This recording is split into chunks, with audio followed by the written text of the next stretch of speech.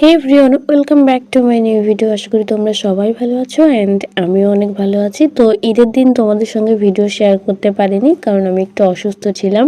তো এই ভিডিওটি করা হয়েছিল ঈদের পরের দিন। তো সেদিন আমাদের গ্রামের সবাই এবং আমাদের গ্রামের কমিটির লোকেরা সবাই মিলেই একটা খেলার প্রতিযোগিতা রেখেছিল। খেলাটা ঈদের দিনও হয়েছিল এবং ঈদের পরের দিনও হয়েছিল। তো এদিকে আমার দিদির মেয়েগুলো দেখো কি করছে। তো তারপর বাড়িতে এসেছিলাম। বাড়িতে আসার কারণ হচ্ছে দেখো আমার ভাইয়ের অবস্থা। অ্যাজ ইউর উইশ খেলাতে ও সেজেছিল ইন্ডিয়ান আর্মি। তো সেই কারণেই বাড়িতে এসেছিলাম ওকে একটু রেডি করাতে। আর এদিকে আমার আর এক ভাই দেখো সে সেজেছিল সবজিওয়ালা। তো আমি এখানে জিজ্ঞাসা করছিলাম যে তোমার সবজির দাম কত, তো আবার দেখাচ্ছিল সবজিগুলো। তো আর এদিকে এই ছোট্ট ছোট্ট বাচ্চাগুলোকে দেখো কত সুন্দর লাগছে। আর এদিকে আমার আর এক ভাই সেজেছিল ডক্টর। আর আমার ভাইয়ের অবস্থা দেখো। অ্যাজ ইউর উইশ খেলাতে কিন্তু সে যেমন পারে তেমনই সেজেছে। তো তারপর সবাই একে একে মাঠের মধ্যে প্রবেশ করলো। আর এই তো আমার মামাতো ভাই চলে গেল মাঠের মধ্যে সবজি নিয়ে। আর দেন গিয়েছিল আমার ভাই।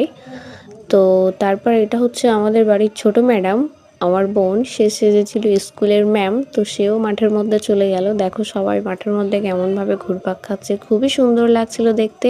আর এখানে এক একজন এক এক রকম সেজেছিল, তো বেশ ভালোই লাগছিল দেখতে। আর এদিকে আমার ভাইয়ের অবস্থা দেখো, সারা মাঠটা ও শুধু রাউন্ড দিয়েই বেড়াচ্ছিল। তো এদিকে এই বাচ্চাগুলোকে কত সুন্দর লাগছে দেখো, ওরা হাজবেন্ড ওয়াইফ সেজেছিল। আর এখানে একটা মজার ঘটনা দেখো।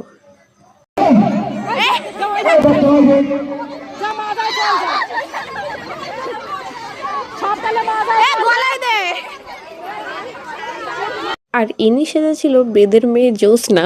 তো ইনি হয়েছিল সাপুড়ে। তো যাই হোক, ওর কাছে যে সাপটা ছিল ওই সাপটা তো ভীষণ ভয় করছিল, নিজেও নিতে পারছিল না ভালো করে, সাপটা রিয়েল ছিল না। তো এদিকে সবাই মাঠে রাউন্ড দিচ্ছিল আর এদিকে আমার ভাই তো সারা মাঠ ঘুরে ঘুরে সবজি বিক্রি করছিল। তো খুবই সুন্দর লাগছিল দেখতে, বেশ ভালোই লাগছিল।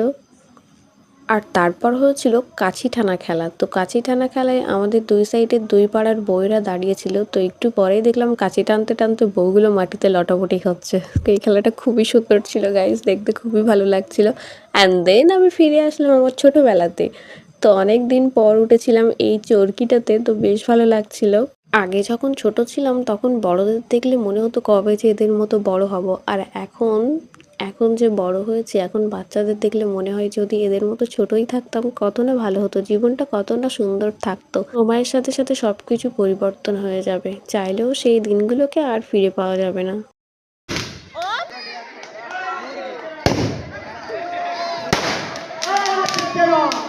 আর খেলার শেষে স্কুল মাঠে একটা বাজি নিয়ে আসা হয়েছিল। তো ওই